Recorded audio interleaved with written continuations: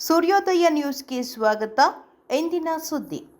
ಚುನಾವಣಾ ರಾಜಕೀಯದಿಂದ ಹಿಂದಕ್ಕೆ ಸರಿದ ಅಣ್ಣಾಮಲೈ. ಈ ನಿರ್ಧಾರಕ್ಕೆ ಕಾರಣ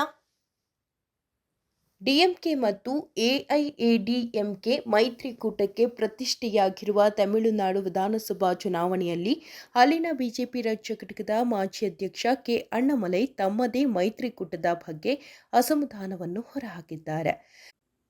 ಸೀಟು ಹಂಚಿಕೆ ಸರಿಯಾಗಿ ಆಗಿಲ್ಲ ಎನ್ನುವುದು ಇವರ ಅಸಮಾಧಾನಕ್ಕೆ ಕಾರಣವಾಗಿದೆ. ಕಳೆದ ಭಾನುವಾರದಂದು ಪ್ರಧಾನಮಂತ್ರಿ ನರೇಂದ್ರ ಮೋದಿಯವರು ಕೊಯಂಬತ್ತೂರಿಗೆ ಆಗಮಿಸಿದ್ರು. ಆ ವೇಳೆಯೂ ಅಣ್ಣಾಮಲೈ ಕಾಣಿಸಿಕೊಳ್ಳದೇ ಇರುವುದು ತಮಿಳುನಾಡಿನಲ್ಲಿ ಭಾರೀ ಚರ್ಚೆಗೆ ಗ್ರಾಸವಾಗಿತ್ತು. ಯಾಕಂದ್ರೆ ಅಣ್ಣಾಮಲೈ ರಾಜ್ಯಾಧ್ಯಕ್ಷರಾಗಿದ್ದ ವೇಳೆ ಅವರನ್ನು ಮೋದಿಯ ಹುಡುಗ ಎನ್ನುವ ರೀತಿಯಲ್ಲಿ ಬಿಂಬಿಸಲಾಗಿತ್ತು. ಈಗ ಚುನಾವಣೆಯ ಹೊಸ್ತಿಲಲ್ಲಿ ಅಣ್ಣಾಮಲೈ ಪ್ರಮುಖ ನಿರ್ಧಾರವನ್ನು ತೆಗೆದುಕೊಂಡಿದ್ದಾರೆ. ಏಪ್ರಿಲ್ 23ರಂದು ತಮಿಳುನಾಡು ವಿಧಾನಸಭೆಗೆ ಚುನಾವಣೆ ಒಂದೇ ಹಂತದಲ್ಲಿ ನಡೆಯಲಿದೆ. ಎನ್ಡಿಎ ಮೈತ್ರಿಕೂಟದ ಸೀಟು ಹಂಚಿಕೆ ಡೀಲ್ ಇತ್ತೀಚೆಗೆ ಮುಗಿದಿತ್ತು.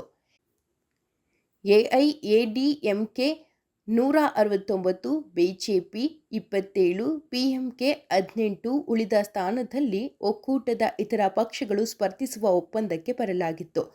ಇದು ಅಣ್ಣಾಮಲೈ ಸಿಟ್ಟಿಗೆ ಕಾರಣವಾಗಿದೆ.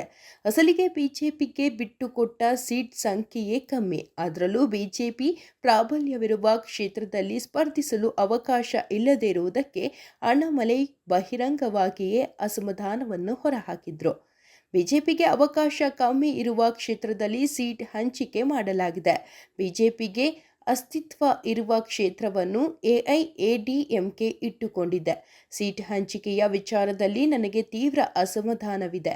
ಹಾಗಾಗಿ ನಾನು ಚುನಾವಣೆಗೆ ಸ್ಪರ್ಧಿಸುತ್ತಿಲ್ಲ. ಆದರೆ ನಮ್ಮ ವರಿಷ್ಠರು ಎಲ್ಲಿ ಪ್ರಚಾರ ಮಾಡಬೇಕೆಂದು ಸೂಚಿಸುತ್ತಾರೋ ಅಲ್ಲಿ ಹೋಗಿ ಪ್ರಚಾರ ಮಾಡಿ ಬರುತ್ತೇನೆ ಎಂದು ಅಣ್ಣಾಮಲೈ ಹೇಳಿದ್ದಾರೆ.